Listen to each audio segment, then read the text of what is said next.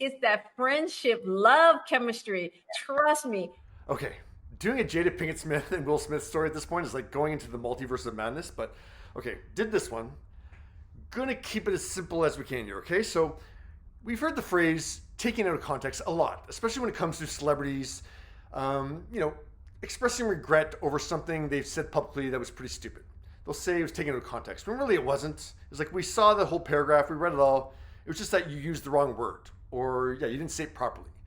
This is an example of taken out of context. This headline that Jada Pinkett Smith calls Tupac Shakur her soulmate is a great example of being taken out of context. This is what happens. So in her memoir, Worthy, Jada called Tupac her soulmate. In an interview with Rolling Out, Jada explains that soulmate to her isn't defined as, you know, the romantic love of your life. We have soulmates. Our children can be our soulmates. I think this kind of romanticized idea of like a soulmate. You know, there's all kinds of definitions of soulmate. So knowing the context of how Jada is using the word, we know that she sees Tupac as her platonic soulmate. But yeah, reading it as a headline like this, you know, you assume it's love of your life. It also makes people jump to the conclusion that Jada is saying that if Tupac were alive today, she'd be with him. But in that Rolling Out interview, she clarifies she wasn't with Tupac then, and she wouldn't be with Tupac now. It just wasn't possible. There was no chemistry between us. And it's not that the chemistry was untested. They tested it. They tried to take things out of the friend zone.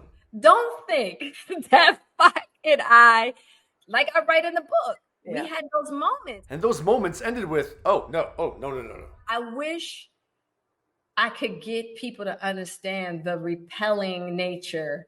It was almost like God made us that way. It would be interesting to hear what word Jada would use to describe or define her relationship with Will. Like, is he another soulmate? Is he a husband? Is he a partner? Not sure. But yeah, there's the context of Jada saying that. So yeah, to just write Jada calls Tupac her soulmate isn't giving the context in which Jada is saying that in. Okay, so full stop. But you gotta look at what is really going on here. So Jada didn't say this comment in an off-the-cuff, didn't think it through, on-camera interview, and then now she's clarifying it. No, Jada wrote this in her book. So Jada was sitting at a keyboard, thought, how am I gonna describe, or how am I gonna label my relationship with Tupac? Soulmate, that's what I'm gonna write.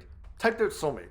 She knows that's an unconventional use of the word. I think this kind of romanticized idea of like a soulmate. People don't go around calling people other than their spouse their soulmate. No, of course not. It's insulting to your spouse. And Jada knows that. But she didn't hit backspace and change it to best friend or BFF or joined at the hip. No, she left soulmate in there. And it survived, you know, months of edits and revisions and corrections and notes from editors. And like that would have come up in a conversation like, you're saying soulmate. And she would have thought about, I'm saying soulmate. She knows it's going to be an insult towards Will. It's diminishing of their marriage. So she doesn't care that's going to be an insult towards Will. But even over that, even if she didn't care there was an insult towards Will, she has to think that it's not going to hurt her publicly. She wouldn't do something that's knowingly going to hurt her just to get a dig in at Will. So she thought this would be a positive thing. I was trying to figure out, how would she think this is going to be a positive thing? It's like, well, I guess, like, she could have thought this is going to make girlfriends across the country, like, high-five each other and go like, yeah, take that, Will. She didn't need you. But the reality is, I can't believe she didn't realize this, that it plays into the poor Will narrative that she hates. She acknowledges that she helped create on her Today Show interview. The false narrative that I helped to create on the red table. The adulterous wife who forced him to go to the table and sit there. I'll get into the forcing in another segment because, yeah, you kind of did force him to do it because if he didn't, he was going to have to verify your story afterwards anyway. So, like, it just saved him time to just be sitting there and do it right then and there. Yeah, she's aware of the poor Will narrative. She says it's false. So she would never do anything to play into it.